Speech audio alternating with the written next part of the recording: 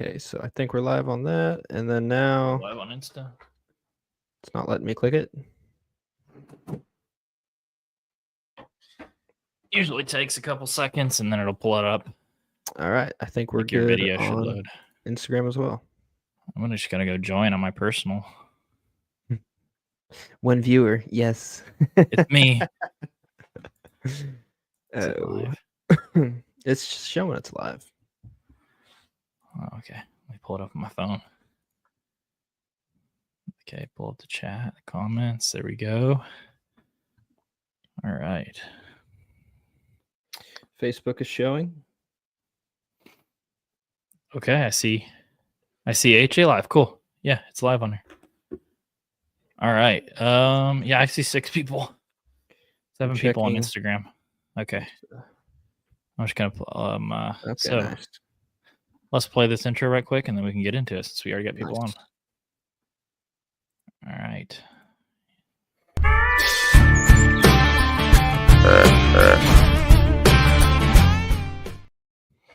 Hey everybody, welcome back to the Hunter's Advantage podcast. This time HA live. What's going on, Jacoby? Just sitting here with the captain of the long arm himself. Dude, I'm not kidding. Well, look at my arm. If I do it like that, is that long arm? Yeah, but your arm isn't like that. I mean, it's hard, man. Got all these bucks, your arms get tired. That is true. I guess you do have something to long arm, right? That's the start, man. Yeah. Exactly. No, but that does kind of get me thinking, what is that traditional? We know the traditional way of like taking the trophy picks, right? Yeah. But that's a lot of those, it seems like it's like way out here and you're like, okay, that could be a 120 or it could be a 180. I have no earthly idea. Like, it makes the deer look good, but what do you feel? And I guess we can ask the people here, is like the right way to take a picture? Because me, I always like, trying to hold it in my lap, like at least let it sit on my knees or something like that. And then kind of that gives me a pretty good rep of what it looks like. It is.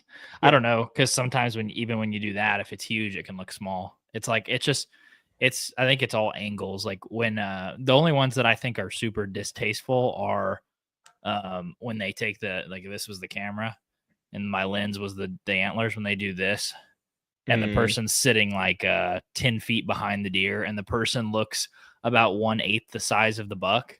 And you're just like, what? Like it gives you you can't tell at all how big it is, which I mean, I guess that's probably by design, but I don't know. That's the only ones I don't like. I have really long arms. It's hard. Like if I do this, the deer's still 4 foot away from my body. 4 foot? Yeah, look at those damn things. 4 foot. I feel like I got longer arms than you, or at least the same length of arms. No. I got long arms. You don't have arms. Listen, your arms aren't as long as mine. I'm like 5'10", 5'11" on a good day.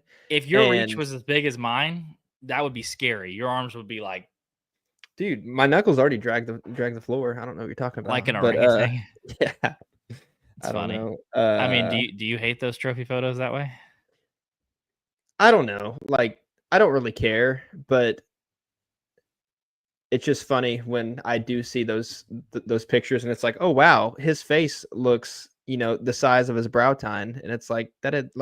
I don't know. I'm just like, hold it in there, put it up to your chest, and like, it is what it is. This is doable. If someone's like this and they're like leaning back and hitting the double chin, Yeah. I think it all has to do with the placement of the camera. So you can long arm a deer, but if you're 10 foot back from the camera, it's not going to look a whole lot bigger. Whereas like if I hold it up to the camera and the camera's almost touching the antler and I'm sitting way back, that's where the distortion comes from. Like, so that's like the old fisherman trick. You know what I mean? Making a 2-pounder look I've 8 used pounds. That plenty of times. Yes. Yeah. But I don't know. I try to, that one I posted today, like that first photo, it's like I try to just hold it by your legs or whatever, but inevitably it is what it is. Plus, it's a little bit harder to do if you're by yourself. I'm self-filming. Yeah, I was trying to get pictures off my tripod. We had some people on Instagram commenting. Judah, our Michigander man, Judah Pomp, I think is his name. He said, "What's up, boys?" and said, "Did y'all mess up bad on any deer this season?" That's a good question. Did you have any mess ups this season? I feel like you got out pretty clean. Yeah. I think I got out relatively clean. I mean, the only one that really cucked me was that 8-point, which I shot the next weekend, but he got 10 yards from me and just wasn't able to get a shot off because A, the wind switched, and then B, the tree was too thick that I was sitting in the chute right there. But other than that, like that's about the only time. What about you? I had a bad mess up on public, which that Oh was yeah. that buck that came in on me. I drew back on, which is funny because this buck I just shot is an upgrade, but I still probably would have preferred that one because it was like a public buck in the mountains. But um, that buck I rattled him in, and he comes walking right up the dry creek, and I mean, I was only like 10 or 12 foot off the ground. And so as he came around the first tree, I could just see him like he had me pegged the whole time. I was like, oh no. And I drew back on him. He kind of took a few steps and there was like a V in a tree. And I thought, okay, he got a perfect shot to him. And my arrow didn't make it 10 yards before it hit the first tree and went boom and just shot into the ground. So Every time I like think about taking a shot between like two tight trees or whatever, I always think of tack. Like, and tack is a really good, I guess, practice for that because every single time one of those shot opportunities occur, I'm like, oh, I've did this before at tack. Now, granted, at tack it bounced off this tree, and somehow hit foam, which was great. yeah. Probably wouldn't work if you're actually trying to kill a deer, though. I don't know. Yeah, that was probably my biggest mess up this year in terms of a shot opportunity. I'm trying to think if there's any does that I shot at that I didn't hit. I can tell you I missed antelope. I missed like 3 antelopes, so that's not a deer, I guess. But Oh yeah, damn, this has been a long season. dude, it's been it feels like two seasons. Yeah, I didn't even think about my Nebraska buck. I'll be honest, because I kind Oh of yeah, you did. Yeah, you slung in a Nebraska buck. yeah. I for people who might not have caught that episode, we were in Nebraska in September and had an opportunity at a velvet whitetail. Very first time ever hunting anything velveted, which was pretty cool. That was cool. Got within, I don't know, 70 some yards of it. I don't even remember the exact yardage, but he was in the 70s, I think. And he could have walked closer, but at the time we were literally in the middle of a cattle pasture and we were up on this little bitty knob. And he comes, 78, range him again, 76. And then when he gets 72, I'm like, he might hit one of those little micro drainages, that were in that pasture. And we already lost him like 3 or 4 times, just lost visual of him. And finally, I was like, listen, the wind's pretty calm. I'm going to try to put an arrow in him. And drew back, and I felt good. It looked good. Rewatched the shot and felt like it broke clean.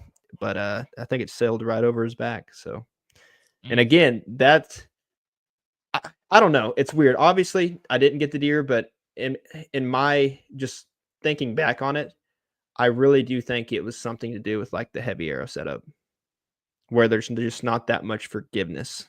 And yeah, a yard or two is like 6 inches. Yeah. I mean, realistically, yeah, that probably is it.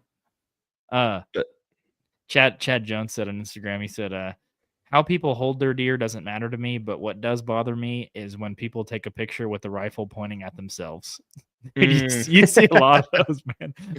Yeah. I saw one the other day with a guy, rifle on his back, and he's taking a picture with his friend, but the rifle's strapped across his chest, and he's got his arm around his buddy, and the barrel's like pointing at his buddy's head, and I'm just like, oh, that looks brutal there.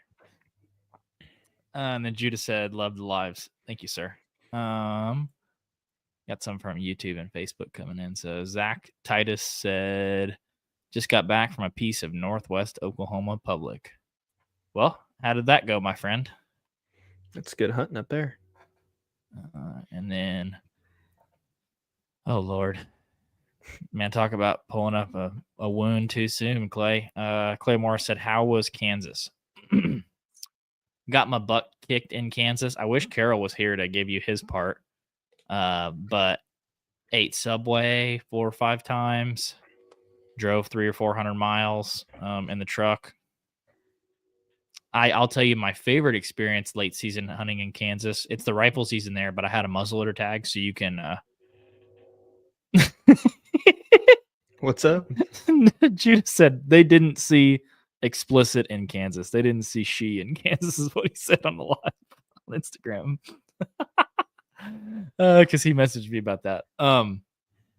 Anyways, I hiked in like a mile, 1.2 miles into this big knob to Glass, a place that I had seen like 17 deer in September, and got up on the knob. And I was like, oh, I can't wait to glass this. Like there was cut beans on one side and then cut corn. They had just harvested it the day before on the other side of the creek. And I was like, this is going to be legit. Like there's corn all over the place. So I get up on the knob and I'm still sweating. I throw my binos up and I see an orange body walking all the way from the east to the west. And he is walking out the only bedding on this entire property. And it's a 2 miles of creek. And he was literally just walking through the timber, zigzagging through it the whole way. And I was like, okay, Nice. this is how this is going to go. Was he at least like creeping through it, or was he just full stride? He was probably about the same mindset that I was in, which was like, come on. Like, yeah, I just want to see a deer. He was taking his hat off and like stopping, and he was just like shaking his head, and then he would like walk into the next piece. So that was funny. That's good. Yeah. The only thing I've heard about your recent Kansas trip was, we're coming home. And then I called you the next day and I was like, hey, you still in Bonita? And you're like, nope. We're just now driving back. I was like, well, did you see anything this morning? Nope. So I didn't. I mean, dude, no deer whatsoever. You were just. No, I did not. We saw the 2 deer that we saw. We were walking out there was a cornfield along this river, and we walked out kind of some of the bedding behind it, trying to do like a little makeshift deer drive. And we jumped up 2 does, and they jumped up and ran harder than any does I've ever seen. I'm like, they've been shot at this year. So we saw 2 does actually hunting. So that was the extent of the. Or no? No. Yeah, sure. I felt bad. Hadn't seen no deer. I don't want to be taking out their breeding stock. Yeah. I mean, that was bad. Is this conservation? It was the worst. Only deer I see. Well, you think the Nebraska, Kansas, where we went in Kansas, made Nebraska look like freaking Iowa. I mean, Nebraska wasn't.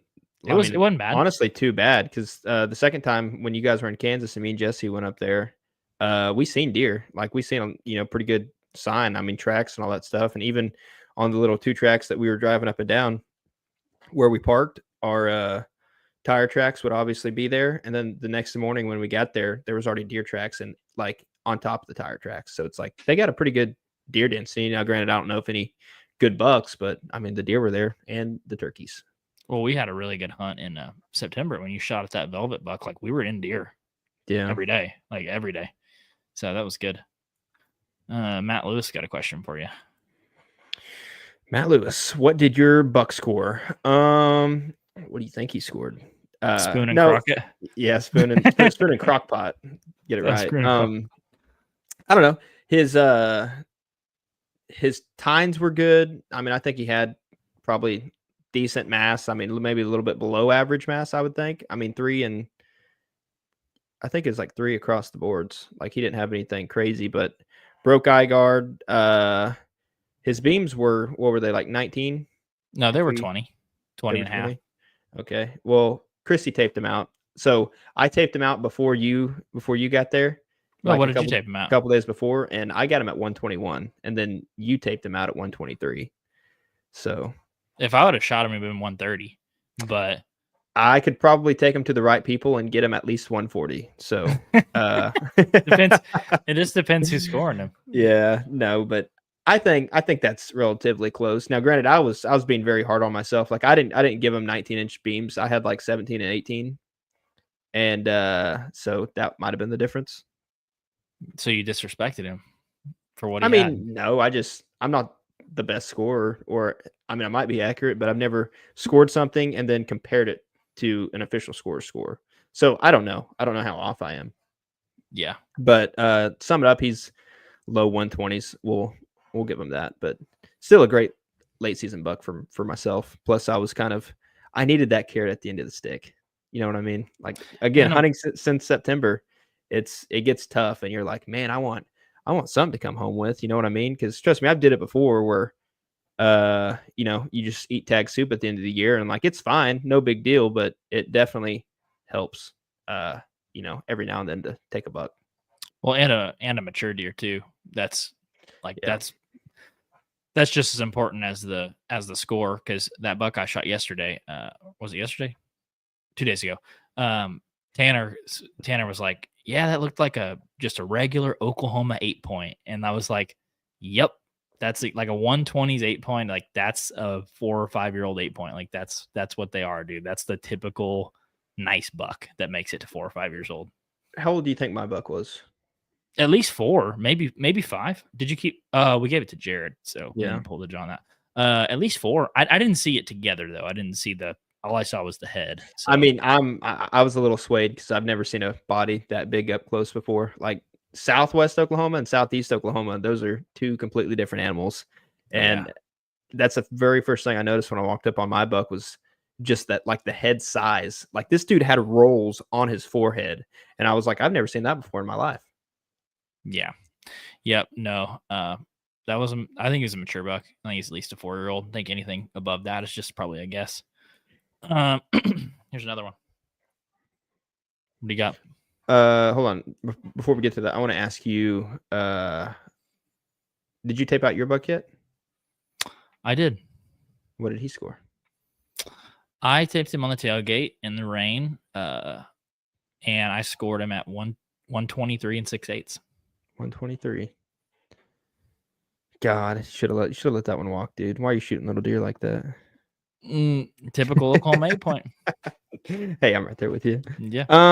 Indiana Whitetail Fanatics. Where are you guys from? Christian, where are you from? I'm from Austin, Texas. From? Just kidding. From? No. We're both from Veneta, Oklahoma, Northeast Oklahoma. And that's you moved to Austin, Texas for the comedy scene, right? Yeah, I do stand up a couple times a week. Dude, I still think we need to go to the mothership and like all put in as a group and just sign up for Kill Tony. I know I'm not getting pulled, right? Kansas didn't want me. I'm surprised Nebraska even took me, even though it's over the counter. And so I know for dang sure I'm not going to get pulled up on Kill Tony. So I would be scared because I probably would get pulled. Yeah. I'd be scared. I don't want to sign up. I'll sign Carol up. Don't you still have like a South Texas tag you need to go fill or something like that? I didn't go on that hunt. Oh, so it was already I went to Kansas instead. Yeah. It was like during that time period. So that was a mistake. Sadly. Yeah. That was obviously a mistake. Easier to score with beer cans. Indiana 3.5. Matt lives it. Yeah. Yep. We don't get many mass that good. Matt got one down. I'm pretty sure. I think it was an 8-point as well, if I can remember right. Okay, let's roll on this one. Okay, go ahead. Zach Titus saw a mature buck today on his feet at 2:10 p.m. He looked to be cruising for does during the second rut. That mature buck, yeah, I don't know. All of our cameras kind of have, well, I guess not yours on the Arnold lease, but every camera that I have, it doesn't have a mature buck one on it. But that's good. No, yeah, I haven't. Cruising at 2 p.m. 2:10. I haven't seen any second rut activity at all. But then again, I haven't looked where I was looking in the Midwest. The deer were hiding from the guns. So yeah, well, you're post rifle season too, so maybe some of those deer start showing themselves again. But that's cool. Second rut, I'd take it. I think this time of year it all has to do with pressure because where I hunt here in Veneta, like not a deer one on it. Granted, it had been pressured by myself. I've hunted it 4 times this season, but south of me, I don't want to say any names on here, but south of me, he has daylight pictures at noon, 1 p.m. on a feeder, and you're just like, nice. Well, you sent me a video the other day when you were, how many shots did you hear while you were hunting? Dude, I don't know. I think someone was just shooting some guns or something, but I went out 2 evenings ago, yesterday evening, something like that. And, yeah, I probably heard 35, 45 shots, something like that, all in an hour and a half span. So it was fun. They were target, but that's not the reason that I didn't see anything. I mean, they're just that property just doesn't hold deer. There's not enough cover. Yeah. Ooh, Zach. He said, "Did you age?" Quotation his teeth. I have a feeling that's a loaded question, Zach. I think I know where you're going with this. Did you Jake? Did you age his teeth? Did you look at his teeth though? I didn't. No, I didn't look at the teeth. I looked He at was. the teeth in the buck I shot, and I could see that molar, and it looked to be mature, but I didn't take a lot of stock in it. I You mean, see, we we took like a little. It wasn't a full dedicated class to it, but it was in one of the classes where we had a test on aging deer teeth. And granted, it wasn't a hard one to pass because it was either 1.5 or younger, 1.5 to 3.5, or then like 3.5 and older. And like, so mhm. you had a 33% chance of getting it right. So I didn't really even pay attention, I'll be honest. Which looking back, it's like, yeah, I kind of took that for granted. But I still don't know, like, honestly, how to tell Yeah. accurately. Well, I've been doing the I've been doing the cement emmanuel aging. So instead of doing the tooth wear aging, I've been doing the rings, like the rings on the tree, which last year I sent in $4, and that one I shot at MCAP, they aged it on the wear at 4 years old, and then they cement emmanuel aged it in the lab at 4 years old as well. So uh, I know it depends on the environment, whether they're eating like soft mass or corn or what browse they're eating. So I know it varies a lot even on the toothware side, but even cement emmanuel aging, like on the label when they send it to you, it still says like 88% accurate or something. So you're like, can you ever truly really know? Like, I don't know. I mean, maybe For trail the cam most part. data if they have some sort of unique characteristic on that part. Exactly. Yeah. But Judah messaged on Instagram. He said, I shot a doe last weekend and she ended up running around 5 miles with good, consistent blood with a gut shot. She ended up dying at the bottom of a dune. We drug her 600 yards in the stand, or I'm sorry, in the sand. Where did you have 5 miles of access to trail a deer? That's crazy. Maybe it's one of those states where you You can can trail yeah, past the as long as fence you line. have blood or something. I shot a doe last week and she ended up running about 5 miles with good, consistent blood. That is Now let me crazy. ask you this: Did you bumper, a time or two with that gut shot? That almost sounds like you'd have to get one to go that far. I've Yeah. tracked one like a mile and a half, bumping them on accident, but 5 miles is nuts. They're freaking tough. That's crazy. Zach said, you won't have a second rut if your does get bred the first time around. Second rut can be a sign of a bad buck to doe ratio. Yeah, way too many does, not enough bucks to breed them. Nowhere that I hunt has ever had that problem. I've never seen a second rut. And I know we were talking about that last week of like fawns going into rut, like them getting or an Mhm. estrus being old enough to be at bred, which I haven't ever seen any of that. So can't really comment on it.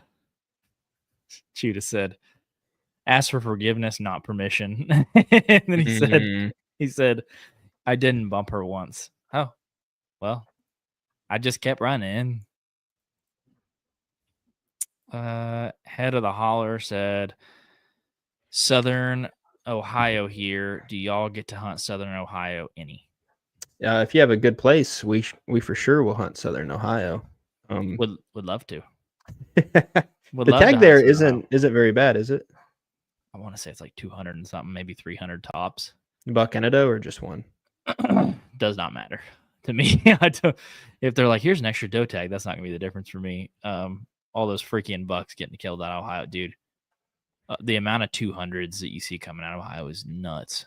It is like, now Gabe was telling me, our buddy Gabe, he was saying that Ohio is considering becoming a draw state because of all the non-resident stuff that's going on. Everybody over the counter buying tags. It's inevitable. Every state's going to. Oklahoma will be the last though. So They will. Well, at least they upped their prices, so they're at least going to get some money out of the deal. it's a step in the right direction.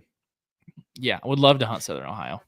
But just to kind of Judah's comment kind of made me think of something. When is the right time, you think, to shoot a doe? Like obviously you can shoot a doe at any time, but would you rather shoot one early, mid, or late season?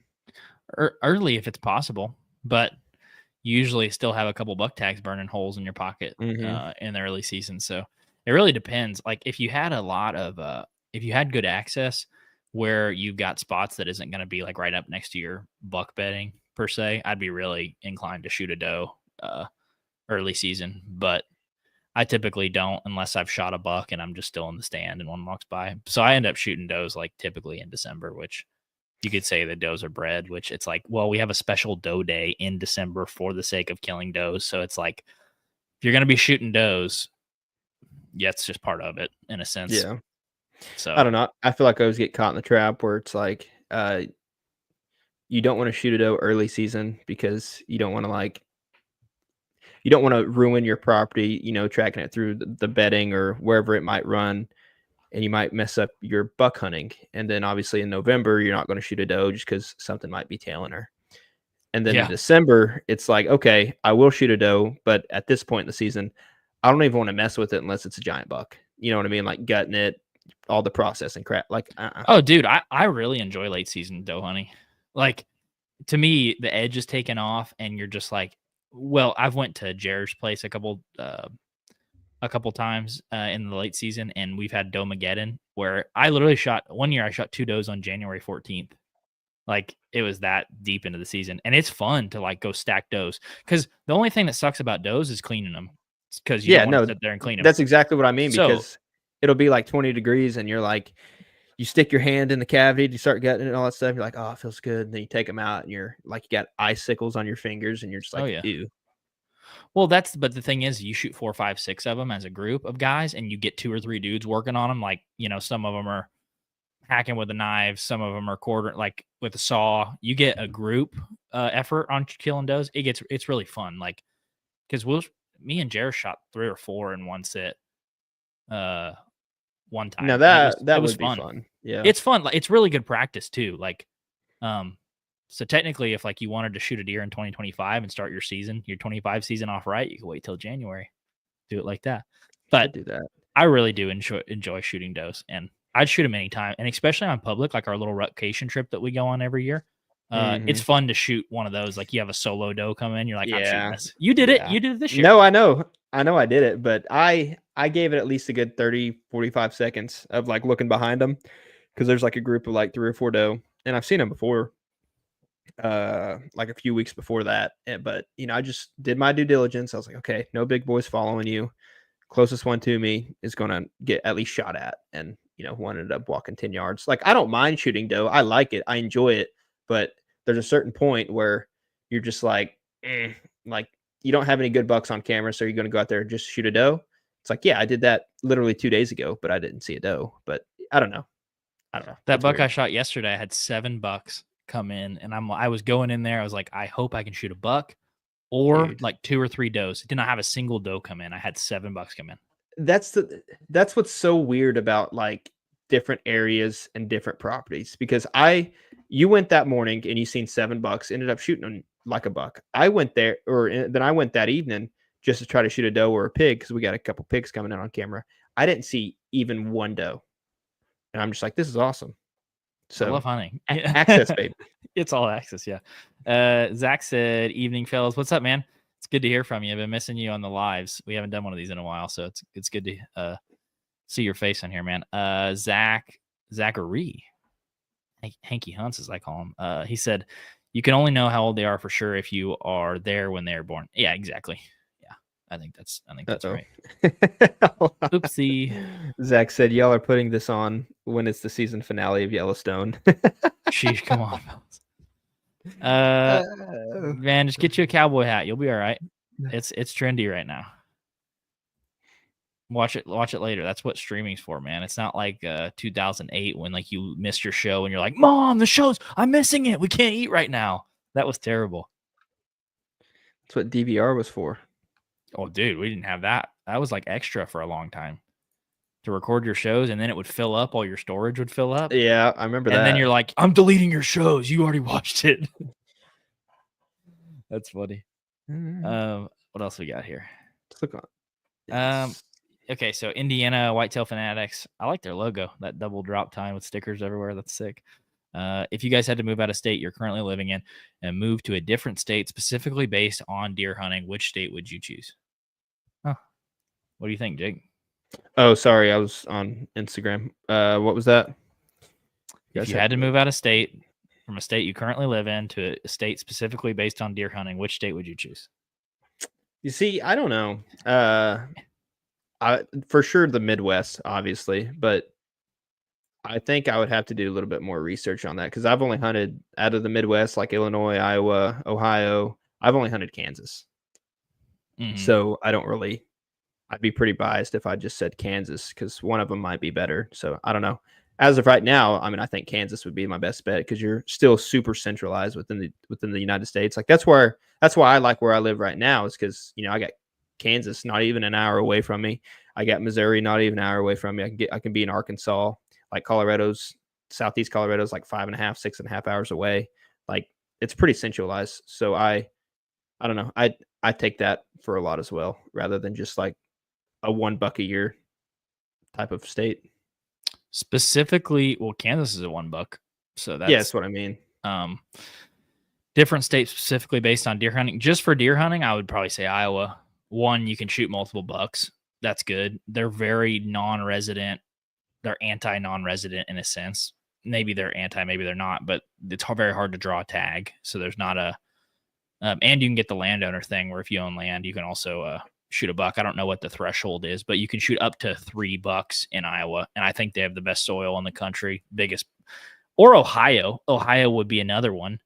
And I like that Ohio's $1, but specifically just for deer hunting, like not considering anything else, it definitely would probably be Iowa, Iowa.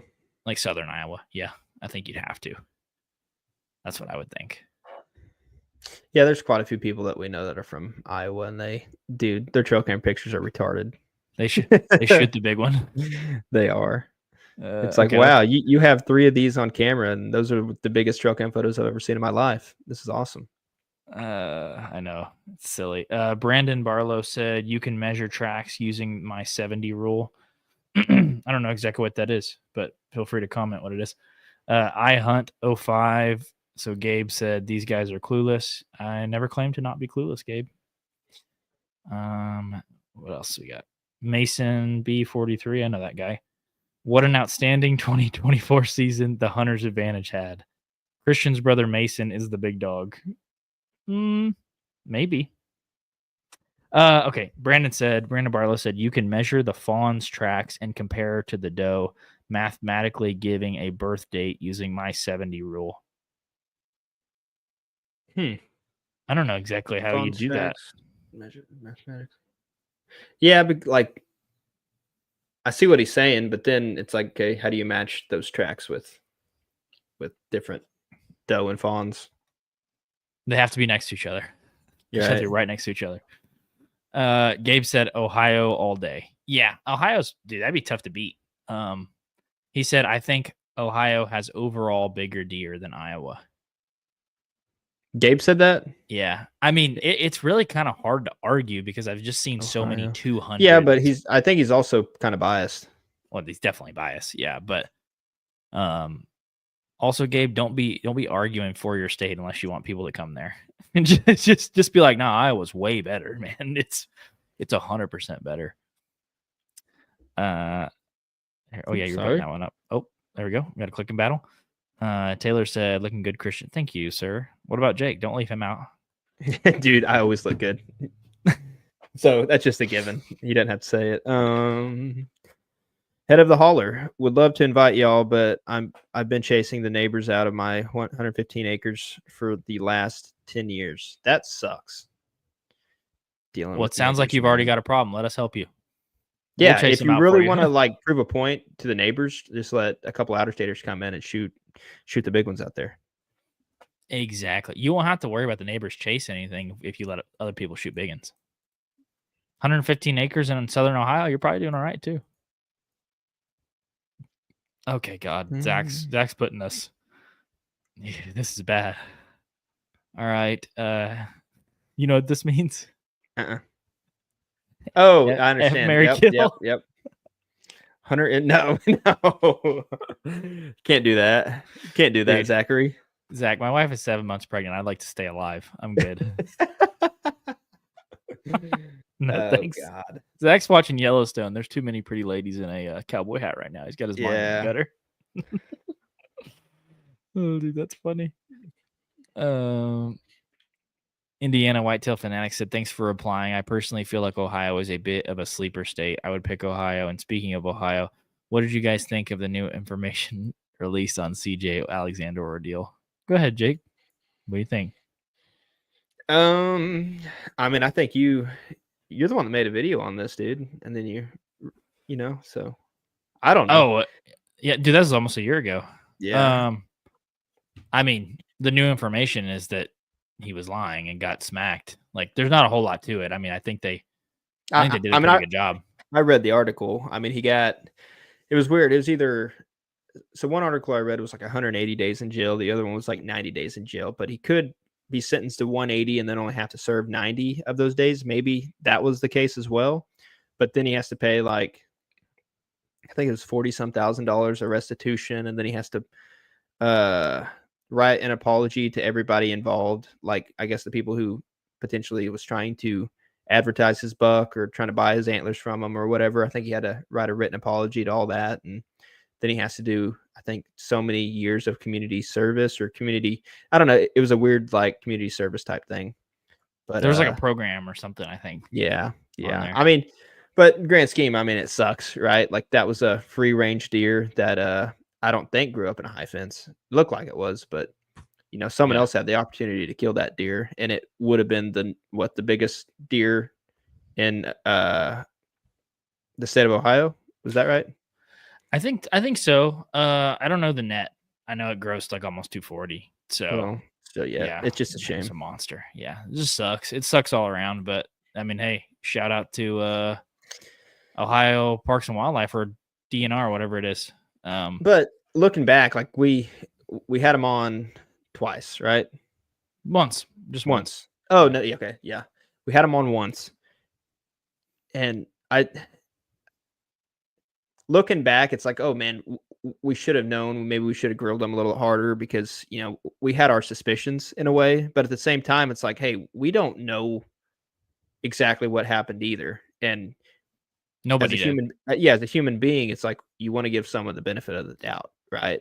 So, and even if he did do it, it's like, should we really talk to someone that way? I mean, looking back, maybe, but also, I mean, looking back, it's like the dude lied straight to everybody's face, and with a smile, and it's just like, okay, like, nice.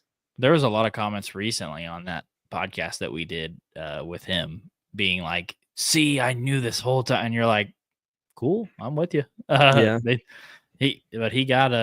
He got what was coming to him, and you don't want to have that on the internet forever of like you talking to someone like that. Like, no, thank you. Like, that just makes you look like a tool bag too. So no thanks. But Ohio did their job. Good for them. This is a good one. And then we have a few from Instagram we can field. Taylor said, "Who is Jake?" I do not know. Doesn't ring a bell. My name's Jeff. Denton Curry is like he's a freaking buck killer. He's been all over the U.S. this year. He said, if you hunt mature deer, you will soon come to find out we are all clueless. I agree. The more you think you know, the less you really probably know. Gabe said, I say that because Iowa, there are specific areas that have them big deer. Ohio, they're kind of everywhere, unfortunately. Gabe, come on, dude. Don't be spilling the beans. Gabe, I came to Ohio and drove around with you for 3 days. Where were all the big ones? Yeah. Come on now. Brandon Barlow said, yes, when you see a doe that has a fawn, you can measure the tracks and get her uterus date with my method. And then he said, happy holidays, stay safe, you too. And then he commented, I do it in North Carolina on public every year. Okay. I'd like an explanation on that. I still don't fully understand it. Just put this out there. Oklahoma's 48th in education. So as us going to school in Oklahoma, it kind of explains like how we're a little slow on things. So just stick with us for a bit. Okay. It's adding up. Yeah. No. But what's up? Gabe's got a couple on Instagram. What do you got for him? Oh, you want me to read them off? Let me find them. Happy holidays. Stay safe. That next one was good from Gabe.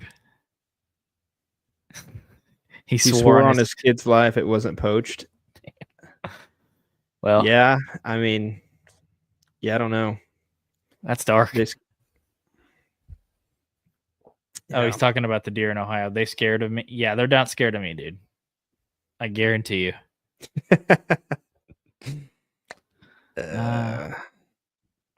I went to public school in the mountains. LOL. Yeah. Hey, the mountains will teach you a lot, and it'll also humble you a lot too. That's facts. Head of the holler said, "Man, if you say Ohio DNR 3 times, they will kick in your door." Keep up the great That's work, pretty guys. good. That's Thanks, pretty good. man. Head of the holler. I got a random question I seen the other day, or it wasn't the other day, it was a couple weeks ago on our buddy Micah's page. He What had a was it? story of, I think he shot a doe, or maybe it was his first buck, or whatever he shot. It was a successful hunt, so he had a bloody arrow. He had white fletchings, and it was a story of him washing the fletchings off in the sink. What's your thoughts on that? Because growing up, it's like if you have a bloody arrow from a successful hunt, you literally put it back in your quiver and you do not wash it. It's just a tradition. It's a sign of masculinity. It's a sign of success. It's But I just want to bragging if know you're around your everybody's friends. thoughts. Exactly. Yeah, I saw him doing that, which was that is funny. I have 2 bloody ones in my quiver, and I just move them inside. Yeah. Like they're no longer the outside ones; they just go inside.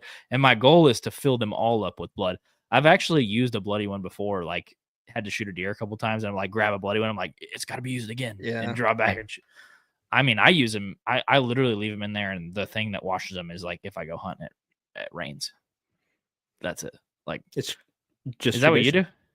Yeah, no, that's 100% what I do. Mainly, it might just be a sign of like, hey, it is possible. Maybe so that's just like a little representation of like, hey, keep your head up. It could happen. And You then could kill one. It just keeps you motivated in a way.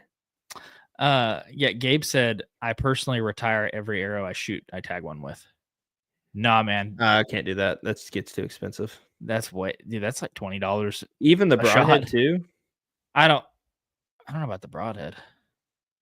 Okay. So original Gamester 01 said, with the legalization of crossbows and over-the-counter tags in so many of the Midwest states, the number of larger deer per state should outweigh Iowa due to Iowa being a draw state. The number of larger deer per state should outweigh Iowa. Yeah, I think the over-the-counter thing is definitely working against you, and the legalization of crossbows. I think Iowa, I don't know if Iowa allows crossbows or not in theirs, but that's kind of the Ohio thing that everybody always makes fun of is crossbows and corn piles, which it's like, I think the number of mature bucks is going down just because they're getting more valuable and there's a lot more people trying to kill them, and we're a lot more efficient with cell cams and corn piles and crossbows. So I'm not hating. I just think that is what it is. Not in the mountains though, man. Those mountain bucks still know how to survive, but just can't kill one. Yeah, it's tough. I mean, if you had a really good mountain spot or whatever right outside your back door or 10 minutes down the road or something like that, I think that would be a different story than having to travel and either be gone for a week at a time or just taking a weekend to try to get it done there. Because that's kind of what it boils down to, is like there's a lot of good spots in more of that rugged terrain, but after it's all said and done, it's just time in the stand, right? Because together, I mean, you have probably 5 or 6 good spots from this year that we could probably go sit. Now, granted, one might not work right now and the other one might, but if we were to able to like quantity sit those spots, it's like it would be just a matter of time. Because I went to one spot, I think it was in early November, hunted it 2 days in a row. I seen 1 buck, and then the next day I seen like a couple doe, and then that next day I had a hot doe come through and it brought in 4 bucks behind it. Obviously couldn't get a shot off, but it's just one of those things where it's like that's all it is. Just it takes time in a tree. And I think if I wouldn't have had to go home, I think if I would have stayed there another 3 or 4 days, they're probably going to come back around either looking for that next doe because that doe's out of estrus now or whatever the case may be. But I think that's just what it all boils down to. It definitely does in the mountains. You need more sits. Kyle Ford Outdoors said, "What's up, boys? What's up, Kyle? It's good to see you, man." Jeff Stringer said, "You have to love when HA is live." What's up, Jeff? I don't see a pink shirt in your profile picture. That kind of worries me. Jake might send you a purple one for you to wear. Purple. Gabe, Yeah, that's the new color. Gabe said, I can't use my broadheads twice. They're one and dones. Okay. I wonder what kind of broadheads he's shooting. I think he's shooting Swacker or something like that. Is he? And he said, and I'm shooting carbon arrows, and I hear they can crack and stuff after shooting them, so I don't bother with them after. I mean, all you gotta do is do a little bend test, like little check flex the, test. Yeah, check the tip and make sure there's no like little cracks in it, and then just give it a couple bends, and yeah, you're fine. Because I flex tested one and before. Yeah. Well, if you shoot tack enough times, like you'll hit a tree and you're just like, do I throw it away? No, it looks good. We'll fling it, and it ends up being fine, and then you lose it two targets later. Absolutely. Kyle Ford said Iowa allows crossbows with a permit from the DNR. Okay, cool. Jeff Stringer said no pink shirts here, girls. I don't know, man. I think that's kind of your color. Okay, we got some over here from Facebook and YouTube. Zachary said, have you heard that Kansas may change the laws where non-resident landowners will have to draw a tag just like regular non-residents? What? I hadn't heard that. I know right now they do I think it's the 80-acre rule. So you have to own 80 acres in Kansas to be able to get a non-resident landowner tag. But I thought too, Zach, I don't know if this is true, but you had to hunt that 80 acres. You couldn't hunt like statewide or unit-wide. It was just that piece of land. So I don't really see the big issue with that, besides people maybe getting rid of their ground if they can't get a tag. It would suck. I think that would be beneficial though in the long run, where they made it where you have to draw out even if you own land there. But if you weren't a resident there, then that just sucks. You know what I mean? Because then it becomes less like less. What am I trying to say here? It becomes less like a rich person sport. You know what I mean? Mm-hmm. So it's like, okay, I can either put in and either go on, get a good lease or go hunt public every year, or I can just buy this piece of property. But in turn, all that's going to do is like, if someone did that in Oklahoma, it's like, dude, I got a dude from California buying this land that I possibly could have bought as a resident in my hometown. And it's like, but now some rich doctor or lawyer has it. And it's like, I don't really like that. I don't either. You got to do what's best for one, your resource, and then two, your residents. I think that, and then your non-residents are three. Sadly, it is a money game though, so they're going to lose some tag sales to that. But whatever, do what's good for the resource. Mason said, "Who's Christian's big brother? Isn't his name Mason? No, he's the guy in the blue in your profile picture. That's your big brother." Alonzo, dude, these are my favorite when like someone uses a one word for their name and no profile picture, and they say something like this: DNR has been chasing me for 20 years. They call me Field Mouse. That's funny. Well, I wish you 20 more years, brother. Thank you. Good luck, man. Hunter Simmons said, what about Ohio? Ohio's good, man. You're from Ohio. Hunter don't have an Ohio buck tag anymore. So obviously Ohio's treating you pretty well. Here's a good one. Zach Gajowski said, are y'all switching arrows next year with Exodus going out of business? Jake, you switching? You still got a nice little stash. Man, I still have yours. You're like 6. And then I got probably 13 or 14 left. So unless I have to switch, I'm probably just going to use them until they run out. Yeah. I'm going to be using Victory probably. Yeah, because I don't have any more Exodus to use, and obviously not going to resupply in that situation. But I mean, you got a solid 6 here that I'm looking at right here. They're not the same weight as my ones I've been using recently. So plus, those were the same ones you brought on your elk hunt, right? Yeah. Yeah, those are good arrows. Well, I like the look of them, and then it seemed like they're a little bit more aerodynamic because I think they were longer maybe than your Exodus ones, but yet they weighed a little bit less. Yeah, the shaft's is a lot lighter, which means you could put more weight up front, which I like. Mm-hmm. Jeff said switch to Victory, rip TKOs. Exactly. That's what I'm using. That's what I'm using now since I'm out of Exodus arrows. But it is a sad deal with the Exodus guys. They were always they're good folks and they make really, really good content. And They made some good stuff while we used it. So sucks, but 'tis life, I guess. Things happen, but hopefully they'll figure out and land on their feet.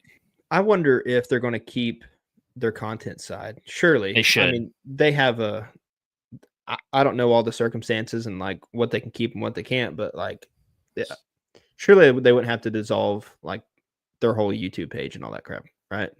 No, I would think that they would just Rebrand it in a way. rebrand it to something So- else. And I know Jake said he was going to keep doing the land podcast, which a lot of people like. And I assume they should still keep making whitetail content. A lot of their stuff, comments on that post they made was, "Hey, you guys need to keep doing the podcast, and you need to keep." Mhm. Even if they still called it the Exodus podcast, like doesn't mean you have to have a product behind it. We don't really sell any products, just content, right? So, yeah, I wish them the best. Hopefully, because I like their whitetail content. Alonzo said cameras belong in Walmart, not in nature. Huh. Well, I don't know if they can help me find a big buck. They belong in nature. Yeah, they're fun to look at. Seems like I never hear people complaining about a scope or a rifle. Scope on a rifle or a shotgun. I'm not complaining about either of those. We had some from Instagram. Gabe said, hopefully Nebraska has some taller grass for us this year. Yes, I hope so. That was hard with the antelope. And he also said, Ohio is about to have some major changes for non-residents. Over 40,000 non-resident licenses sold this year. I believe 38,000 were deer were killed opening day of gun. Yeah. Dang. They're pretty good at killing them. Jeff said, if we can convert everyone over to Omegas and continue with crossbow use, corn piles, and trail cams, there won't be any deer left. Omegas are a sure thing. That's awesome. Well, I tested that 125 Omega 2 days ago, Jeff, and he ran about 30 yards. Gabe said victory is the way to go. The VAP SS. Yeah, those were good.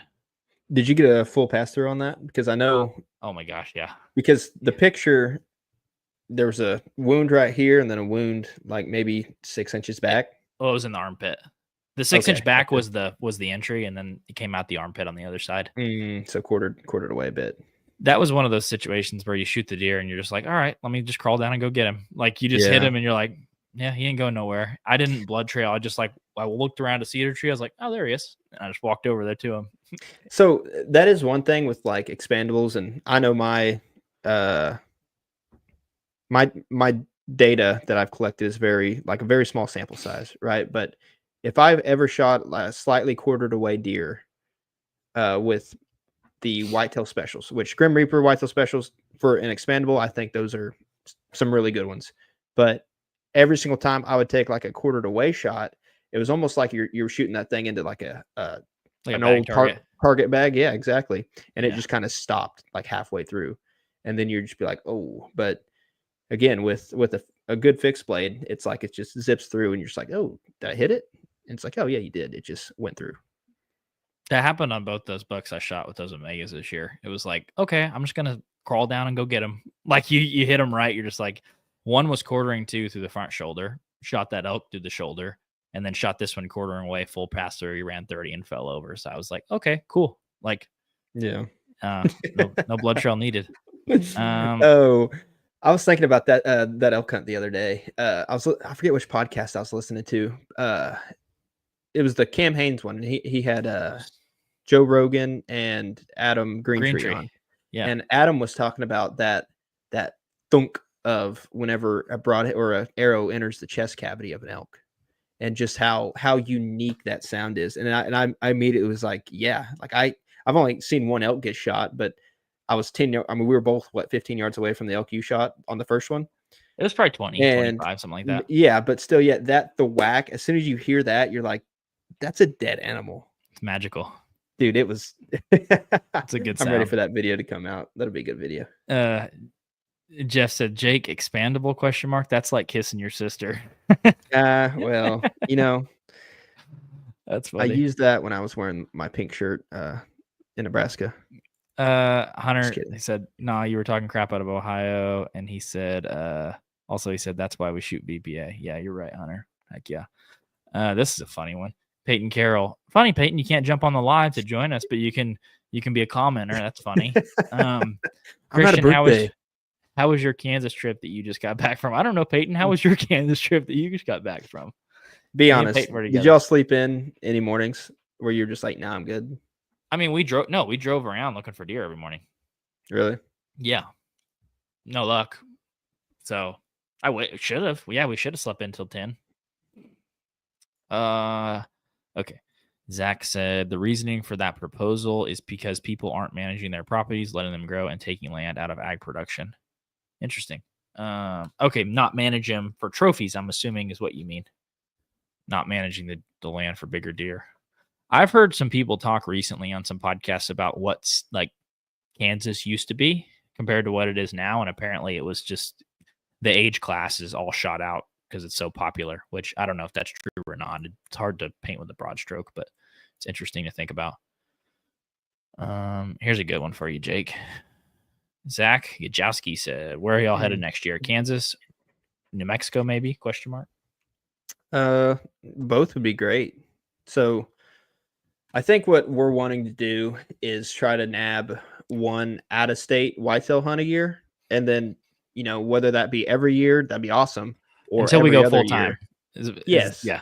Until we go full. Sure. Yeah. But until then, like maybe one whitetail out-of-state a year, and then try to focus on like other species. So like whether that be mule deer, elk, moose, bear, we just really want to kind of like diversify a little bit. And like whitetail's fun, but at the end of the day, also it's just a whitetail, and like whitetail are in damn near every state. Yeah, but we kind of want to be, or at least experience those parts where like maybe moose live, or or bear caribou, are a little bit more abundant. Caribou would be awesome. But yeah, I don't know. But as for next year, short term, I put in for Kansas this year. I didn't put in for the same units you guys did because I'm a little bit smarter.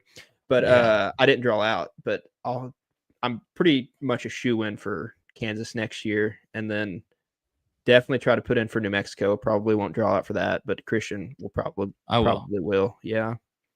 And then other than that, I think we put in for a couple different species in Colorado and Wyoming, but that's to be determined on whether we draw out or not. Yep. I know my 2-year plan is I'd love to go on a caribou hunt, not this next year, but the year after. So I guess 26 would be, I'd love to go on a caribou hunt. That one takes a little more preparation and saving. We could, if it was 2026, we could legitimately do that. Yeah. And that's what I would like to do. I would love to go hunt elk again. I don't know. After you go elk hunting, how do you not go again? Yeah, like that's awesome. I won't go back with, if I don't draw out, sure, I'll hold the camera, but dude, going back with a stick and string. Exactly. Which I truly think that we could get it done just DIY there. In New Mexico? In the right units. Yeah, that was like really eye-opening. It's like, okay, if it was a place like Colorado or something like that, where maybe a little bit more pressured, I think you just need to pick your units and make sure it's a good unit and then go, rather than just being like, oh, I'm going to outwork everybody. Excuse me. And I'm just going to stay even longer, go back further. No.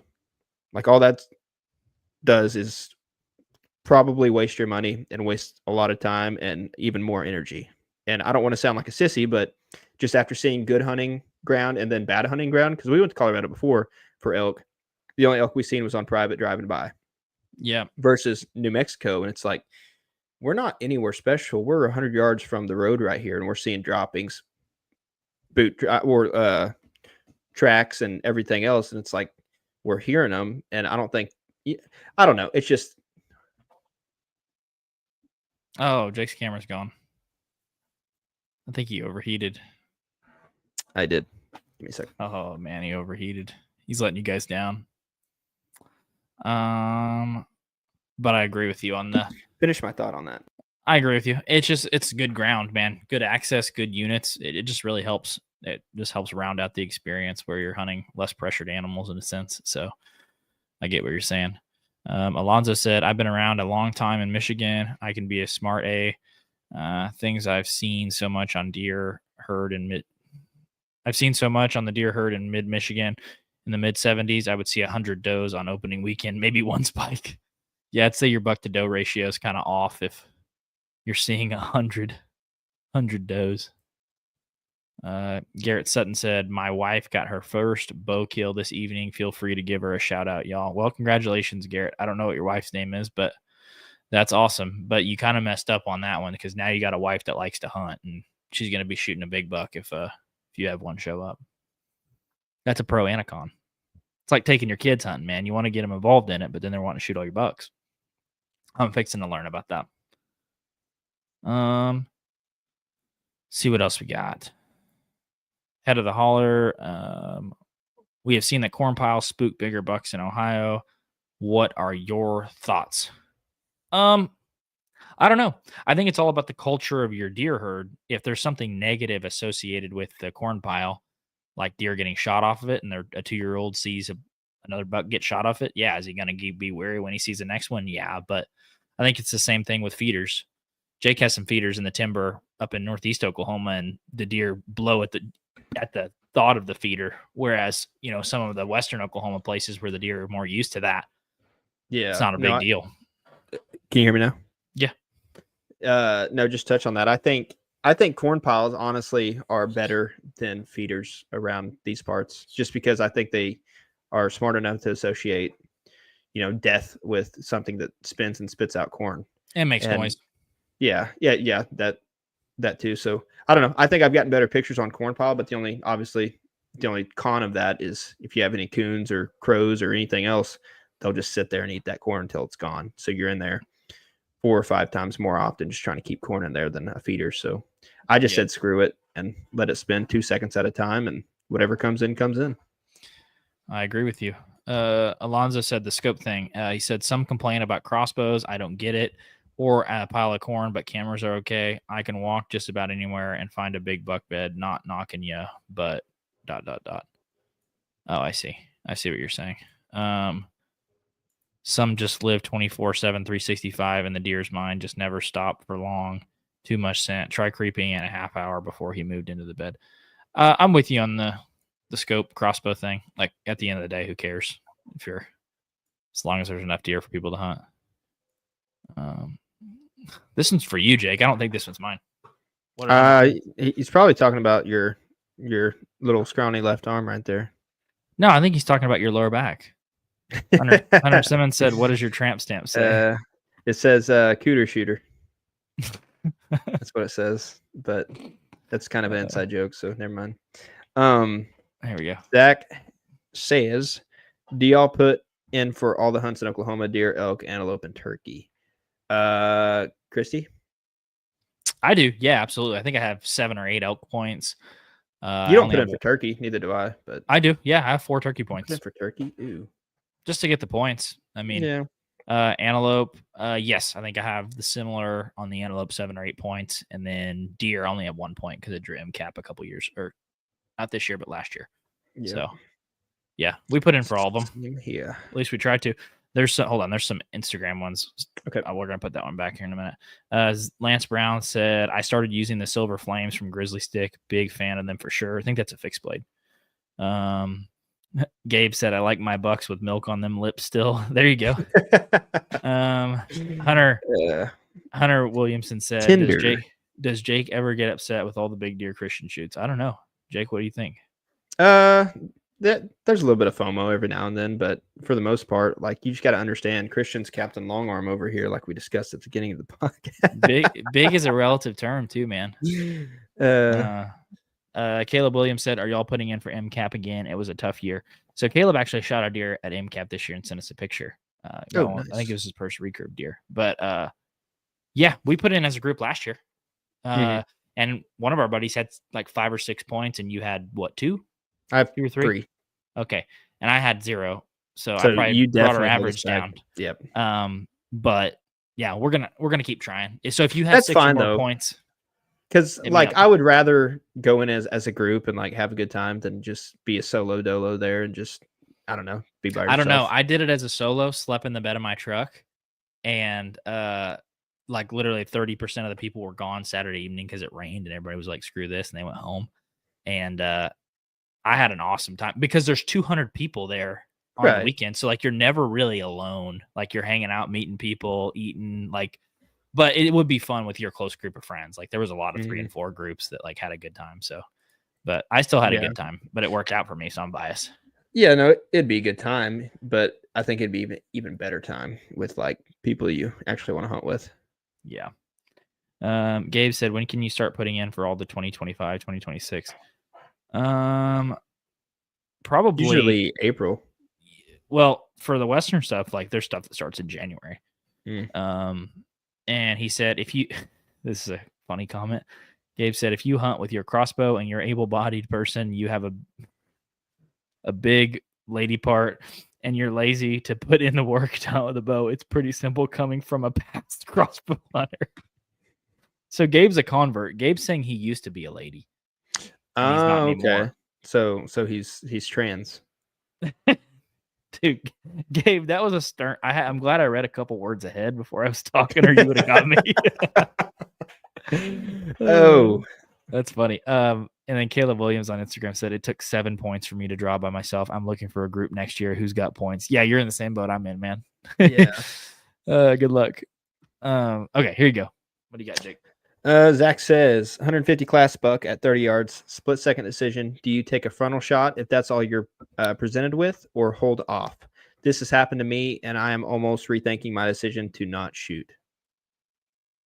So he didn't shoot at a frontal at 30 yards on a 150-inch buck.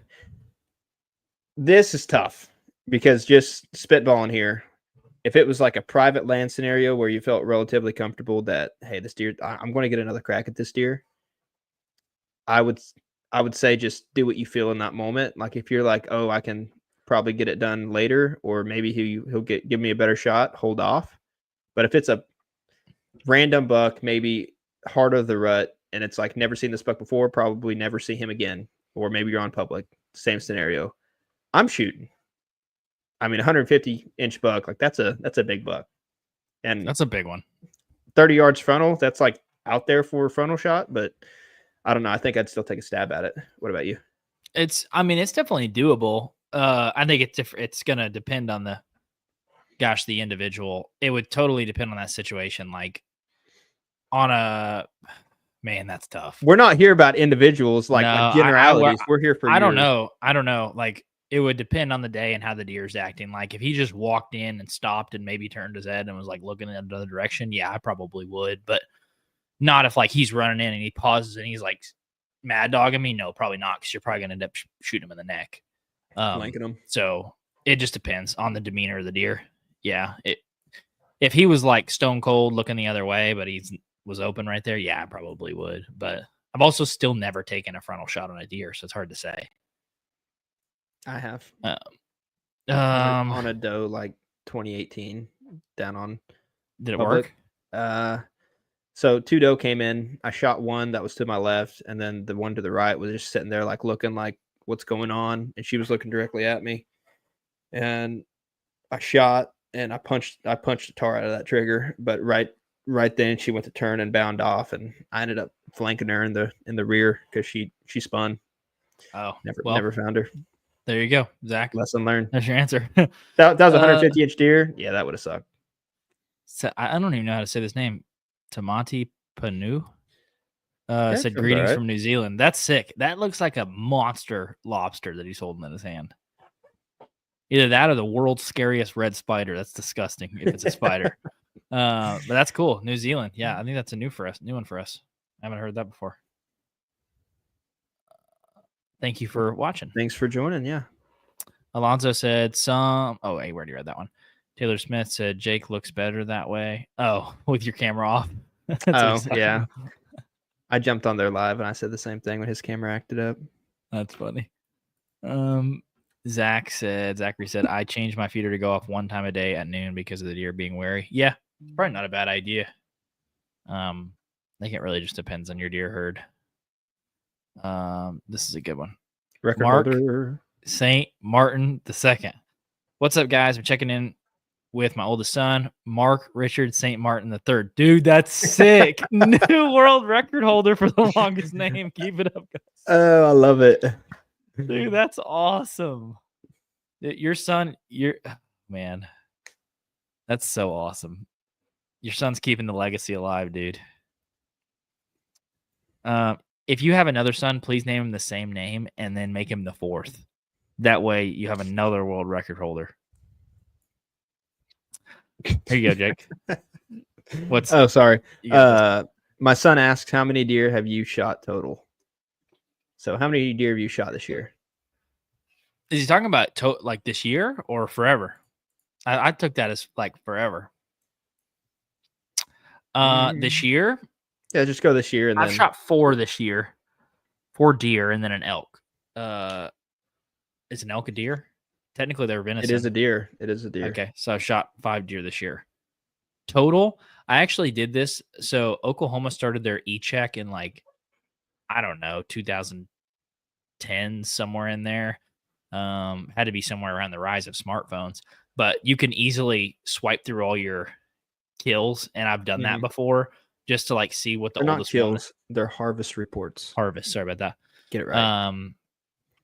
I've scrolled through that before, and I think I counted like 40 or 50 deer that I've checked in on there, but I don't know. There was a lot before the e-checking, when you actually had to go to the check-in station. So I really don't know. That's a hard one. What about you? I think I've killed 3 deer this year, 2 doe and that buck. I mean, yeah. And then total, I don't know. Come on, if you had to guess. I have no clue. How many? You can count up how many bucks you got just in your house alone. 7, 8, 9. Do it for Mark St. Martin. I have like probably, I don't know. You guys are hurting Jake's brain, man. He's burning calories. I'll look another time. How about that? I honestly don't know. He said something else though. He's 9 years old, by the way. Go Packers, he adds. My man. We're not NFL fans, so I'm with you. Go Pack, go. Alonzo said, if you were to have, hold on, just for talking sake, if you were to have an NFL team, who'd you I'd root for the Panthers if I had to root for somebody. Why is that? Because in middle school, Coach Show was a Panthers fan, and my parents didn't care about football. So I was like, cool, I like them too now. And then they had Cam Newton, and I was like, he's swaggy. I like his hair. So I would root for the Panthers if I was going to root for him. With Oklahoma, you can root for the Chiefs. Yeah, we don't have an NFL team. And I don't care about either of those ones. So it's like, cool. I'll root for the Panthers. Who would you root for? Man, I grew up like a Vikings fan. And, yeah, I remember you actually did have some OG Vikings apparel. Yeah. Bradford. Did you have a Bradford jersey? Bradford, I don't think went to the Vikings. Bradford, I had an Adrian Peterson jersey. He got drafted into the Vikings. And yeah, he was a stud. But now it was the Vikings. And then after Baker Mayfield hit the scene, I was like, I'm going to follow him around a bit. So you've been a Panthers, Bucks, who else? Browns. He's got kicked around a little bit. Okay, here we go. Alonzo said, I learned how scent flowed from my dog at 12 years old and watching Fog in the Wind, how open water thermals work. Bucks I hunt stay on little islands as big as the buck. Oh, well, you sounds like you're hunting some swamp bucks. Those are smarter than me. Tamati said, do you have red stag over there? A lot of Americans travel to New Zealand to shoot our trophy bucks. It's awesome. And then, I think Texas has some red stags. Yeah, if there's a fence 10 foot tall, there's definitely some stag. No, we don't. Not natively, but there are some in a fence somewhere. We probably have every freaking big game species in a fence in South Texas. I guarantee you. Yeah. Gabe said New Zealand is my dream place to hunt. Yeah, it would be awesome. I listen to Ring of Warren quite a bit. Yeah, I was about to say he goes and guides over there during the summers, doesn't he? Mm-hmm. Yeah, and he does some awesome hunts, which apparently New Zealand imported all their animals because they had all that landscape and no predators. I remember hearing something about that. Yeah. So it's actually pretty cool. CD Stoker said, "What's up, boys? What's up, man?" And then Gabe said, "If it's brown, flush it down." Amen. Alrighty. Scent. Alonzo said, "Scent floats just above the water. It can lay down." Interesting. Mark St. Martin II. Marky is my oldest son. Then Easton, 7 years old. Brody, 5 years old. And Madison, 2 years old. Busy family over here. Yeah. You're in the thick of it, my friend. You are. Marky is my oldest son. Easton. Well, there you go. Easton Arrows. I see what you're doing here. We're going to a Carolina Panthers game next Sunday. I'm sorry. They're not very good. Oh, are they not? No, but you'll have a good time. It's all about the experience. He said first family vacation to South Carolina to visit my sister. Last time we went, we saw Cam Newton when he returned to the Carolina Panthers. There we go. Cam Newton is too concerned with his fashion choices than his football play. So that's Cam Newton's problem. I mean, if I had $100 $50 million, yeah, dollar signing bonus, I'd be like, I'm good. I don't know about need this to get whole CTE. football thing. I'd get my $50 million guaranteed. Yeah. Gabe said, Jake, when are we getting that Nebraska video out? At Jake. Yeah. Hey, it's like 80% done. It's just dude, Jake's got 2 hunting videos 80% done. Yeah, I really do. That's the thing. I do. It's just so next year, Gabe. Next year. Yeah, it'll be out next August.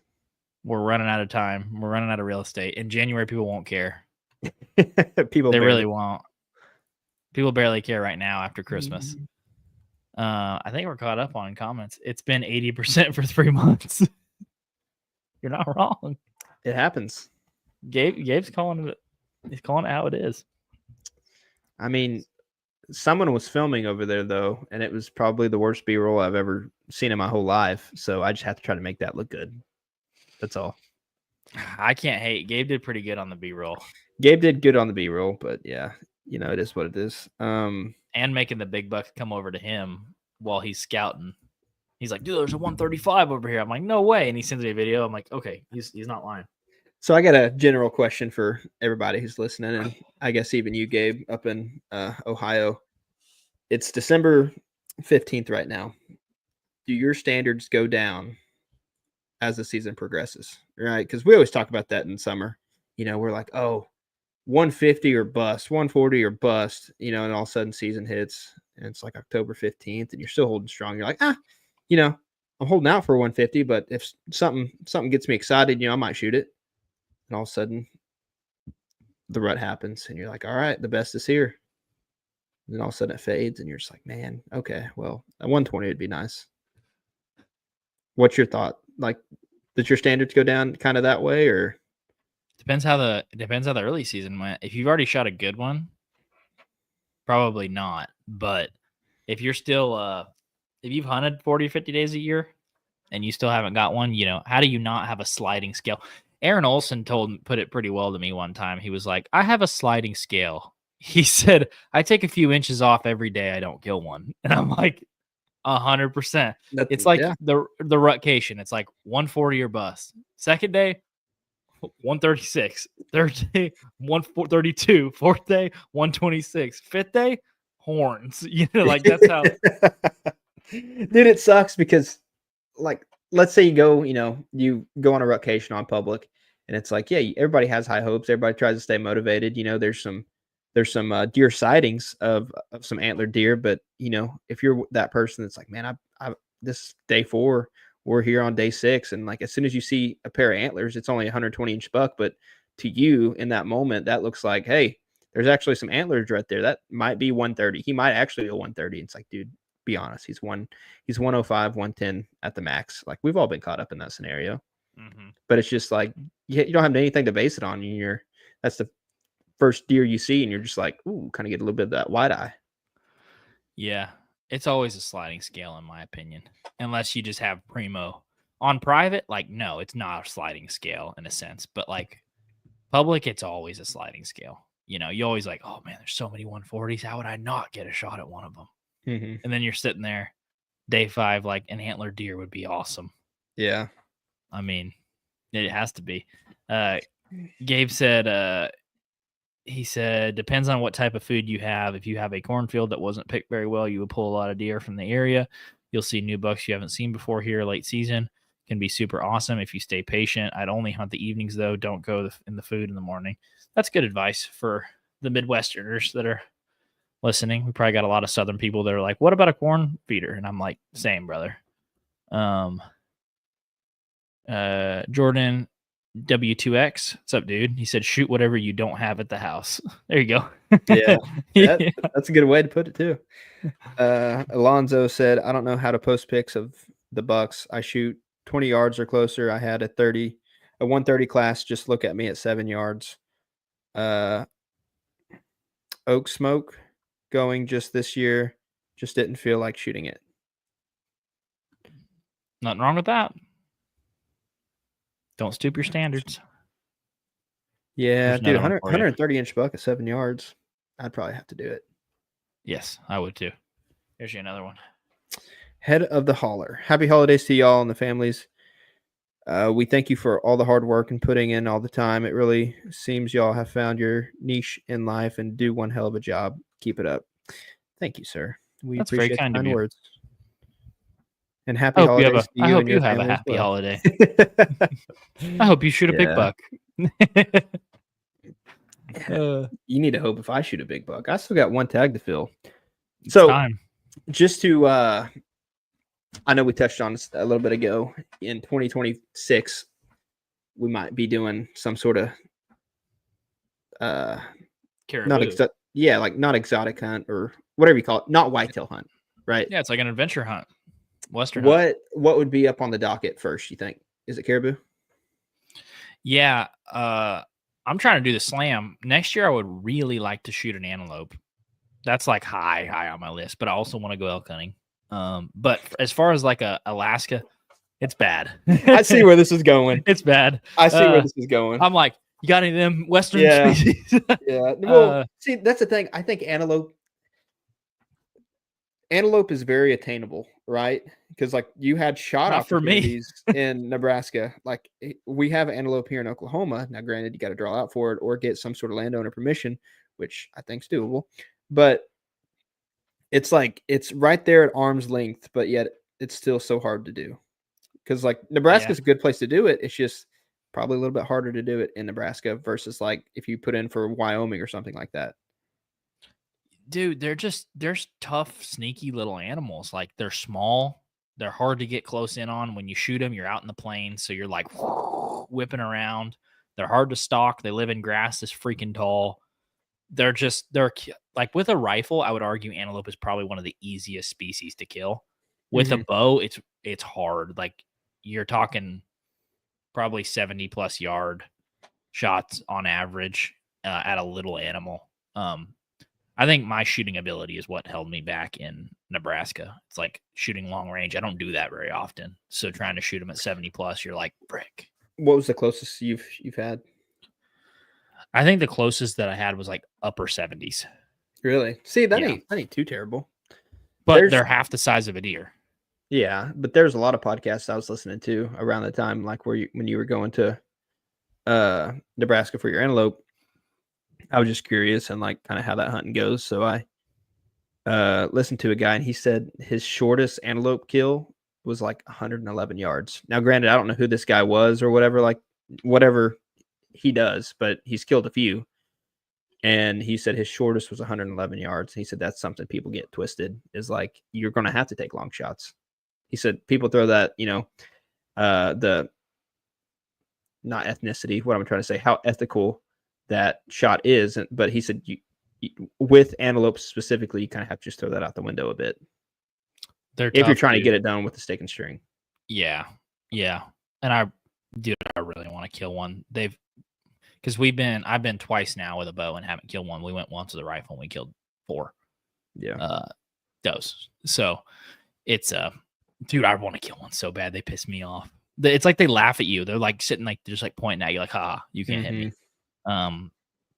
They're annoying. So antelope for next year is on your docket. So in 2026, caribou on the so you think caribou? Well, dude, I want to go to Alaska so bad. Is that where the caribou are? Yeah, it's the Arctic Circle. Okay. Northwest Alaska. I want to go so bad. I want to go on a bush plane. I want to get dropped off. Like how well do you think that gear would hold up there? The stuff you took from my house. Oh, I think pretty good. Yeah, I I think think so. pretty good. The other series that I got, Mhm. it's the waterproof, would hold up really well because I wore it yesterday in the rain, and I was like, "This is awesome." So yeah, dude, I want to go Western hunting so bad. I want to so The bad. Caribou's relatively affordable, right? Yeah, it's like 6K, which is give yourself a couple years to save up for it. A few $100 a month. Yeah, Mm. it's attainable. Well, for a freaking Alaska tag, it's very attainable. Yeah, and Friggin' that's bush plane and everything. You Yeah, would think that's around now 6K. you'd have to buy your flight up there. I think that'd be a little more. So 6K plus your flight pretty much. So Hmm. Gabe said F them antelope, but man, they are fun to hunt. Yes, you were absolutely right, dude. They're fun. CD Stoker said, "Are y'all going to tack in Broken Bow?" I don't know when it is. I'm assuming it's April It's again. April 10th to the 12th, I think. You'll probably go for sure. I'm gonna have a new barn, so maybe I'd love to. We'll see how being a parent goes. I may be able to. It's We a want to hard go maybe. for sure. I want to go for It's sure. always fun. Gabe said the most expensive part of Alaska is getting there. I think tags and license are under $1,000. Yeah, the tags and stuff aren't that expensive. It's like it's literally getting there. Yeah, I was bored the other night. I don't know. I say I was bored. It was probably like 1 a.m. and I was laying in bed, but I was looking on the Book My Hunt thing, just seeing, and I think I sent you all a screenshot. It was like 4 species of like a blue wildebeest, like a warthog, and like 2 other things. And it was in Africa for like it was like $1,800 for 5 days. And they were like, you can bring you and then like a guest. And it's and you like, so each shoot obviously one. no, I think your guest is Oh. like a wife or something or Oh. significant other. But I was thinking it's like, okay, so you $1,800 for 5 species and that is your lodging as well. Like that's a pretty good deal. Obviously you have to $1,800. What, Dude, 1,800 I per sent it to you. species? I know, but was it per species or 1,800 for 5 I species? think it was 5 species. I sent it to you. I saw it. I didn't read the price though. Oh, nice. Dude, that's almost seems halfway like a scam. Yeah, I mean it might be. You get there, they're like, cool, I'm sorry. give me all your stuff. It's a package price for 8 days, 1 hunter, 1 guest, and it was 6,500, but they got it on sale for 2,400, and it included Impala, common springbok, common blissbull, and then it was like a blue wildebeest. Dude, that's awesome. I don't even know what. How about I go and you'll come 2 out of the 4 are. I mean, I'd do it, but I'd like to shoot too. Yeah. Hey, let's split it. You can shoot 2 and I'll shoot 2. Veteran Outdoorsman said cow elk is fairly affordable fun hunt for the DIY hunter. It's funny he says that, and then look in his profile, I think that literally is a cow elk. Big bodied, whatever it is. Yeah, that is something big. Yeah, I've seen a lot of book your hunt, man. There's a lot of cow elk hunts on there. It's fun to just scroll on there just to see. Dude, it is. Yeah. What? Did you see the comment the other day? It was by Aaron Olson, but it was a video you did, and it said a dude has the Johnny Bravo hair. Yeah. I was having a bad hair day that day. No, you fixed it, son. Be honest. My hair that day? Yeah. Oh, well, that was just rude by Aaron. I mean, I'm just jealous. That's all. Alonzo said that's why I wear a hat 90% of the time. Dude, it starts hurting my head after a while. Got a big head. I like to give them one warning. Not kidding you. 2019, I circled around and threw a big stick. I scared the hell out of him. My buddy watched the whole thing. He thought I was going to shoot an arrow. All right, man. To each their own, but if I'm shooting a stick, it's going to have a broadhead on it. Veteran Outdoorsman, if you want to kill an antelope close with a bow, you really have to sit water holes, from my understanding. Yeah, me and Gabe pulled up. We pulled up on this one water hole, and as you drove into this piece of public, it was like 5,000 acres, and there was a water hole right off the road. And a guy parked his truck, and he was sitting on the water hole. So he was like gatekeeping this whole 5,000 acre piece for everyone else to antelope hunt, because you don't want to be the guy that's like driving right by his blind on the road. So we were like, touche, and we turned around and went the other way. But he was sitting on a water hole. Yeah, I feel like water holes on private would be awesome. The water holes on public, it's like there's a lot of people that probably do that. Well, we saw that in New Mexico. Yeah, I was about to say New Mexico, we walked up to a water hole, and that's what we were planning on doing, is sitting over it. And there was a blind there and a guy in it, and we're just like, well, move on, which happened to be the best thing in the world to do because on the other side of that ridge is where you shot yours. But we got a comment on Instagram, 25 feet up. What's up, boys? Just finished the podcast on Jake's buck. And then he said, oh, wait, that's a different guy. He said, ETA on merch restock. I need a hat. And this is CD Stoker. Dude, we need to do some hats. We really do. So that's something I was going to call you about whenever it was last night or 2 nights ago, whenever you were at a birthday or something. I forget. Mm-hmm. We need to do that and do that one shirt design. Get on Fiverr and have that guy make it and just pull the trigger on him. I know we've been saying we're working on that stuff, but like merch was something that was taken away from time to do content, and there's like no money in it. So we were going to wait till there was a little bit more demand and then make some hats and try to sell them then, because we make no money on them. But it's not a big deal. We want you guys to be able to get some. So we're going to order some. And 25 feet up. What up? Did you guys listen to the podcast about Jake's buck? Yeah, that was a good pod. Hopefully we have another hunt talk coming out soon, talking about more deer killing. Those are fixing to quit. Killing. Yeah, but thank you for listening, by the way, 25 feet up. Yeah, absolutely. But then, after deer season, we're trying to broaden the horizon, right? So Carroll said he can get me on a spoonbill in like 25 minutes, allegedly. He was like, dude, I guarantee you 15 minutes on a boat. He said, I can get you a spoonbill, which I never caught a spoonbill before, but that would be pretty fun. And then also, if it ever snows here in Oklahoma and it's not 62 degrees, dude. So what I want to do, obviously, is take a 20 gauge out there and have some fun with some rabbits. But I really want to take a trad bow or even the little mini crossbow and put some of the VPA thumpers on there and try to shoot some rabbits that way. Yeah, dude, that'd be awesome. Yeah.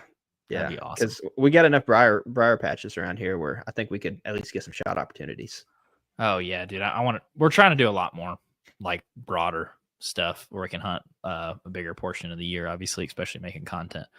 Okay. Alonzo said this is all on the most high pressure state land there is in Michigan. Yeah, Michigan or PA, those are both competing for the high pressure. Veteran Outdoorsman said Alaska. Oh, Adak Island caribou. Is he saying? Did he mean to say Kodak? I don't know. There's a lot of islands, so I don't. Maybe that is one of the islands. Caribou's on the bucket list. Yeah, caribous, dude. They're up there. They're so big. Dude, they're sweet, aren't they? Yeah, I want one so bad. Like they're smaller than elk, but their horns are so big. Did I hear you say Oklahoma? If so, you still hunting? Yes, we are still hunting. Well, you're tagged out, but yeah, on bucks. I still could kill some does, but yeah, Jake's still hunting. Peyton's not still hunting, even though he still has a tag. He's giving up for the year. Yeah, that's a cow elk in the profile pic. Okay, cool. That's what I thought. That's sweet. That's a lot of tasty meat right there. Okay. Here's a familiar face. Justin Schaffler said, I have a question for you, but it's way off topic. Do you think spin feeders scare big bucks away? I asked because I have 2 locations where corn is out. One is a spin automatic feeder, and the other location is corn just dumped on the ground. I haven't got any good picks at the automatic spin feeder. Yeah, Jake can answer that one for you. Well, I think we touched on this earlier, but that's exactly what I was saying. Is like I think corn piles do better for at least buck pictures than the automatic feeders, and I think that's just because they associate that sound and everything with death. Because there's probably been a time where they went to one of those things and Don or Joe or one of their stepdaddies got shot at, and they're like, "Oh, I remember this." But also something I've thought about too is like, especially during the rut, right? When they're moving around, checking out, different doe groups or whatever, the does on your property, they're probably used to the feeder, used to the sign, whatever. They might still have a little case of schizophrenia, but what if a new buck comes strolling through your property and he's there for a day or two and, he hears that feeder go off? He doesn't know what that is. You know what I mean? Especially if he comes from maybe a property that doesn't have one of those, that would be like a huge, like, oh, what the heck's that? Yeah. I think there's too many negative. There's a lot of negative things associated with spin feeders, like a bad memory. They hear that spin, they're like, oh. Good thing you don't use them, right? Yeah, I only use them all the time. It's different though. Like those deer are okay with it, which is weird. CD Stoker said, "What part of Oklahoma are y'all hunting?" All over. We hunt all corners of Oklahoma. Or at least we try to. Hopefully next year we're going to be hunting another corner pretty frequently. Exactly. Gabe said waterfowl hunts. Yeah, dude, we're gonna try to do some waterfowl hunts this fall. I'm gonna be home for a week for Christmas, so hopefully we're gonna get on some good duck hunts. I know there's not a whole lot of ducks around right now, though. I went last weekend with Jared and Peyton. Just it wasn't like a hunt, but we were sitting in this timber, waiting for some wood ducks, and they got a few. I was just filming, but it was pretty fun. Like I can see the appeal to duck hunting because you don't have to be super quiet and super still, at least in that scenario. Oh yeah, duck hunting's very it's so much more easygoing than deer hunting. Like, and it's very you can just, like you said, talk and have fun, which is it's harder to film though, for sure. It is because hard. right when they were coming in, it was just right at gray light. So I'm trying to like focus in on the group coming, and it's just like my camera can't pick it up because it's like zooming in and out, and it's like too dark where it just can't pick up on it in time. 90% of your action is going to be in that time frame too for ducks. That's why geese is easier to film. Like that's usually after they get off the I could see that feed. So Gabe said, have Peyton permanently film you guys and you all hunt. We've seen how he shoots. I don't know. Peyton's 3 for 3, man. He has redemption this year. He said he's quit. He's done messing around and now he's killing. Jordan WX or W2X said, yes, mature bucks hate them. Too much noise and constant scent in an area. I'd rather pour out 100 pounds on the ground and stay out for the next few weeks. I agree with that, but the only issue is like 100 pounds is only going to last. 100 pounds for me is only going to last 3 days, maybe. That's the downside. You got too many corn thieves, whether that be just, those doe groups sitting in there all night eating it, or you have coons, crows, blue jay, like everything eats that corn. And so, and they'll literally eat it like until it's completely gone. The does will stay there all night and eat, and then they'll go bed, and then they'll come back and eat all night again. Like it's tough to keep stuff off of it, which that is one of the benefits of the spin feeder. You can manage your money a little better, not spending as much on corn. CD Stoker said, you should need to check out some public in Marshall and Johnston counties. I don't know anywhere that is, but we'll take a look at it. What else we got on here? Here's one for you. 25 feet up. EHD killed a lot of the deer I was chasing in West Virginia this year. Did you guys have that issue? Not here in Oklahoma. Thank God we don't have, that outbreak, but you kind of ran into that in North Kansas, didn't you? Yeah, not so much on the EHD side. The CWD has apparently hit Kansas pretty hard. One of my wife's roommates, dad, they live up there. Boyfriend's dog's neighbor. Yeah, that was a big one, but I had to connect the dots. He has like 30,000 acres that he can hunt up in northern Kansas, and he was like, "Yeah, you could have hunt over here," but he's like, "We got hit so hard with CWD. There's not many deer," which is kind of hard to fathom. But if you look at the CWD map on Kansas, like Northwest and North Kansas, that band is just hammered with CWD. And it was weird because in September we saw a decent amount of deer, but then December didn't see them at all. And then you look at the map and talk to some of the locals, and they're like, "No, we don't have nearly as many deer as we used to have." And you're like, "That's crazy to think about." But I don't know much about like the EHD and all that stuff. Is this something that just is part of it where it happens ever so often? Like CWD or within both? Within nature, or is this some sort of like human cause thing that's only been recently around? I don't know. The CWD, they say, lives in the soil, and like the deer can live with it for a long period of time. EHD, I think, is more seasonal in the sense of like it hits in big waves with I believe it's the midge gnats. When there's like not a whole lot of moisture. When it gets real dry, you get a lot more EHD, and it comes in those big waves and just wipes out big swatches of your deer herd, which you think about how long it takes to grow a mature buck. 4 or 5 years, you lose that. You're like, okay, cool. I don't have anything to hunt for 5 years. Like that's scary. But do you think that would hurt in the long run? Because now you have less deer, but you have more forage for those limited deer. So maybe the quality, but then if the pressure's still the same, obviously, then your age class is just ruined. right off the bat because people's always going to be shooting the nice 2-year-old, and you run into that situation. But if managed correctly, and if this is just a thing that happens ever so often, it's like, do you think that it could actually benefit in the long run? I mean, you could definitely take your density down. I just don't think people are going to quit deer hunting. That's your issue. Right. Like, there's some people that if you said, hey, there's 5 deer in this county, they'd be like, cool, if I see one, I'm shooting one. Yeah, if I knew there's 5 deer in the county, I'd be like, I ain't hunting. Yeah, I guess it's kind of the same with turkey, right? Like if you go Right. and you got a flock of turkey and it only has like two long beards, you're like, I feel guilty if I take one of those because now there's only 2 or 3 jakes that I've seen as well in this group. It's like the likelihood of them making it, I don't know. Yeah, exactly.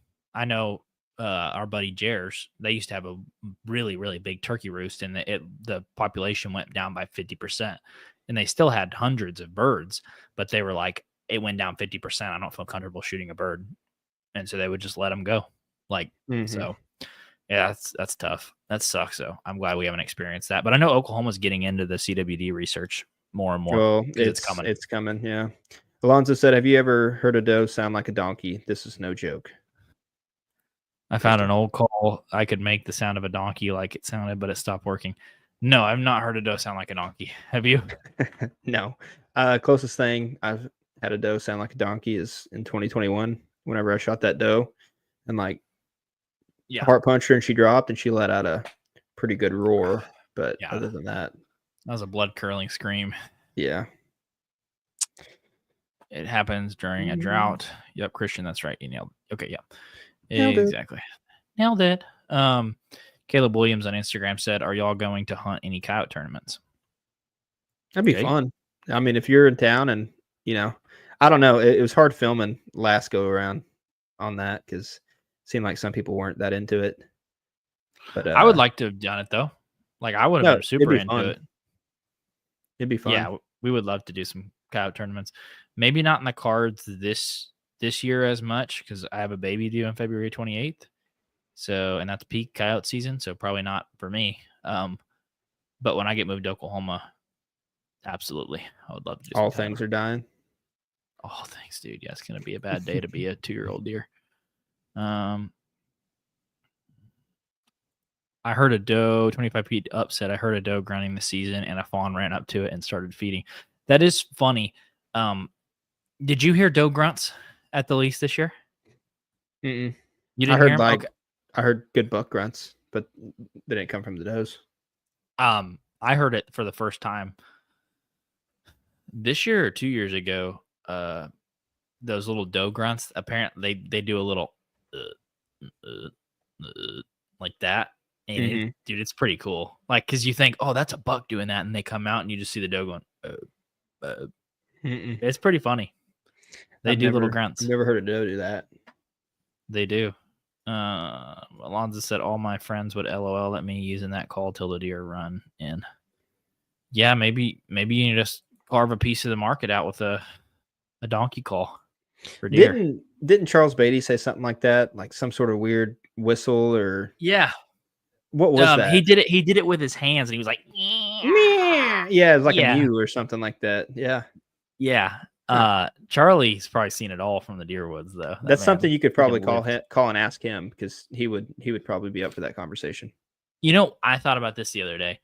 It would be really interesting to film a video with Charlie on like rattling and calling.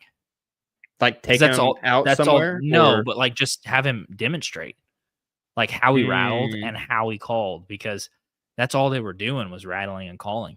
That would be pretty cool. You know what I mean? I think it'd be interesting. That's good. Now someone else is going to contact them and try to get that in the works before we do. Probably, but I thought that'd be sick. No, that would be cool. It'd be a different spin-off. As long as we could like do something else while we're there, like catch crappie or whatever it is. Yes.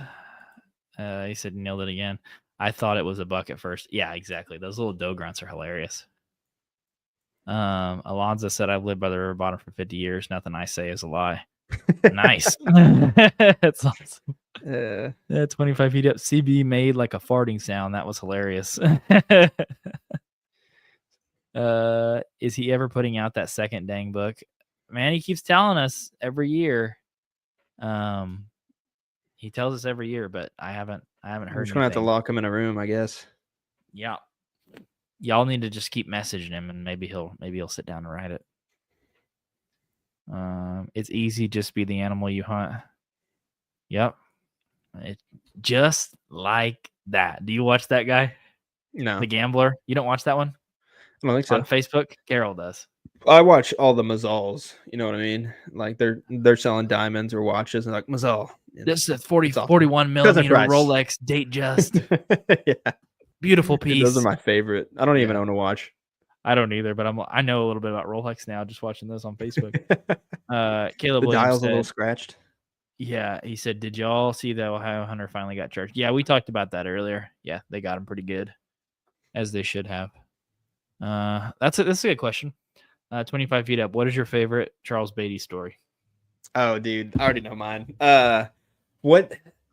I forget the context it was in, but he was in a car and he was driving faster than all get out. And dude, just the sound effects. I think it's in one of the teasers that we have out. Smoking the brakes on that Cutlass. Yeah, I was smoking the brakes on that old Cutlass, and he just woo. and then he like almost rear ends a highway patrol hauling inmates somewhere, and he's like, "You couldn't fit in a just you gotta go watch it." That's probably my favorite. Made me laugh the hardest. What about you? There's one where he's talking about a buck with sled runner, I think is the beams that he talks about, and they're just like way out.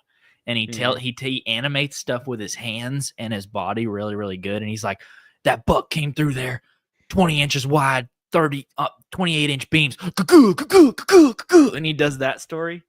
That's one of my favorite stories, like where he's like animating it with his hands. Because like he puts you in the story. Oh, You're like, dude, he's I see the it. best I see storyteller. it. Yeah, it's awesome. It's awesome. No, I've used that expression before when I was talking to some people about him, and it's like he's like that grandpa that like keeps trying to tell you the stories over and over again, and you're just like, I've heard this before, you know what I mean? And then by the end of the story, you're just like sitting cross-legged on the floor, like, oh my god, like this is awesome. Please. Yeah. That's funny. Will said, Southern Oklahoma here. I've had no luck this season. Lots of deer consistently showing up on camera, but the bucks just don't show when I get time to hunt. That sucks. It's a common theme. Yeah. You're not alone. Bucks don't show when I get time to hunt. Well, I'll keep after it. You still got literally exactly a month to kill him. Get back on the food. I don't know what food you're hunting, but it should be a little easier now that the rut's over. This is funny. Alonzo said, you laugh. I'm effing serious. Seriously, a true woodsman. I started out with an old Fredbear recurve, and one arrow is all I had for 20 years. It was one arrow. I don't doubt you, brother. I don't doubt you, but I do like to laugh. I like to have a good time. 25 feet up said, when he had to kill that 6-point with the hammer, it's unreal, but he has stories for days. I could listen to him over and over. Oh man. We got some good, last time we had him on, which was last summer. He had some good Mexico stories, like jaguar hunting, turkey hunting. And I assume that's what the second book is going to be about, like more of the exotics. Yeah. He had some good Mexico stories. That was fun. He had the proof to back it up. Like those stories probably aren't lies either. Well, he had pictures. Yeah. Pictures or it didn't happen. Before Photoshop happens. He would know how to use Photoshop. Yeah. Call on his phone and he's like, hold on a second. How do I answer this? Oh God, I love it. We need to do that Rattle thing just to go down and see him again. That was fun. Plus, we never stopped by his shop. Yeah, his shop was cool. I would like to see it. Yeah, because he had a bunch of his mounts over there. Yeah, he was completely redoing it. Yeah.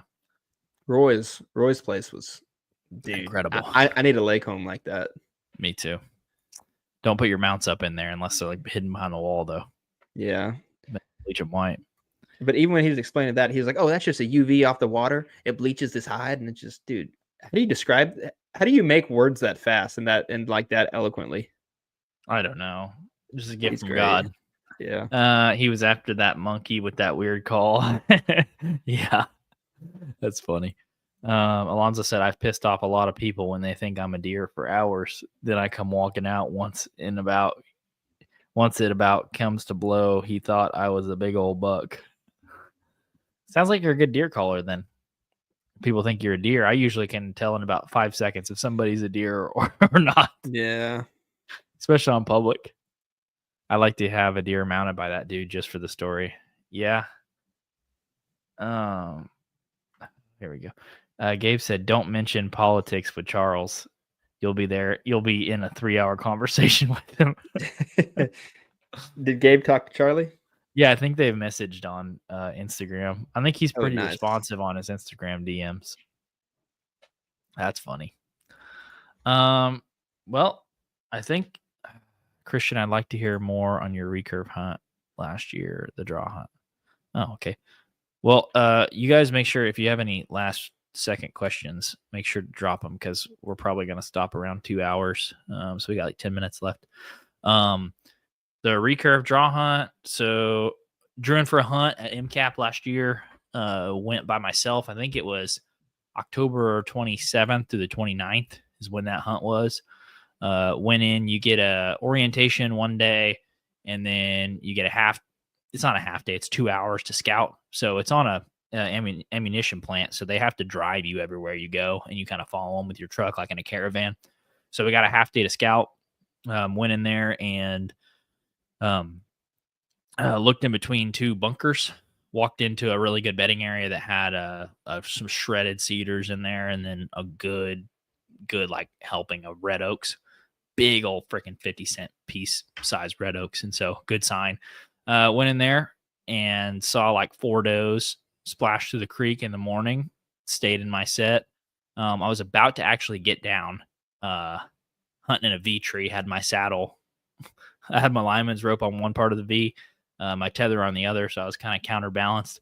But like 11:30, I was doing an all-day sit, and I had a buck run right underneath me. Drew back, shot him at 15 yards, hit him right in front of the shoulder, like low in the neck. Deer ran 100 yards and just was spraying like a water hose. Went and picked him up. All-day sit in that spot the next day.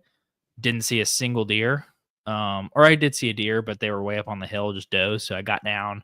Sunday morning, it was raining, super cold.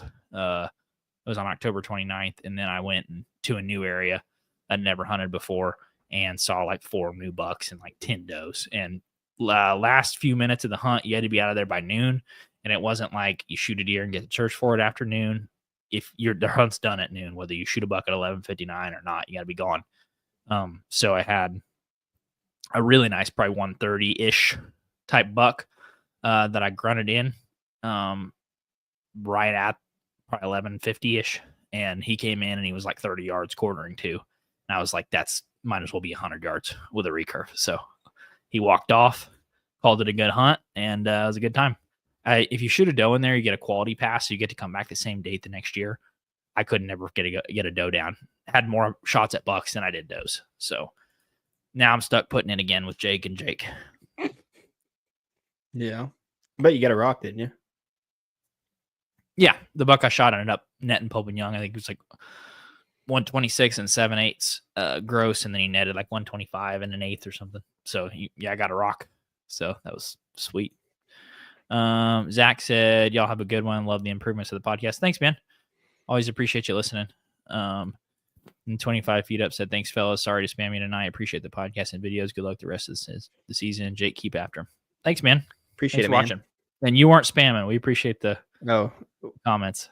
We enjoy it. We had a couple on Instagram. Yeah. Bucko 450. What are your off-season plans? Fishing, 3D? ? All the above, man. Fishing, 3D, small game hunting, coyote hunting, hopefully. All that stuff. What do you want to see? Because we kind of want to do it all, but like if there's something you want to see, we can try to make it happen. Yeah. Gabe said he called me, and I've never heard such horrible things about Democrats. It happens. That's funny. Well, thanks for tuning in. We now that hunting season's starting to wind down, we'd like to do more of these. They're fun. We love interacting with you guys, and we appreciate the questions and the comments, and it's always good to hear from everybody. and hopefully everybody's having a good hunting season. Don't give up. There's still a little bit more time left. 30 days. 30 days. How hard are you going to be Yeah. hunting in the next 30 days? That's a Be good honest. question. I ain't traveling anymore. Okay. If that makes sense. So Yep. with that, yeah, I'll just leave it at that. With that, it's going to be close range hunting, close to home hunting, and my close to home hunting ain't very good. So not super hard. I'm in the same boat. Not super hard. I'm in the same boat. I'm hunting down here in Texas and just going to try my best. You can try to expect maybe another doe, maybe 2 doe down, but other than that, like if it's a buck, then it's going to be like a unicorn buck. So, yep, you never know. Well, thank you guys for watching, tuning in. If you're watching on YouTube, make sure to subscribe before you go. And we got tons more podcasts and videos coming out for you guys, but we appreciate you guys, and we'll catch you guys hopefully in the next couple weeks. And if we don't talk to you then on a live, Merry Christmas. Jesus loves you. Bye.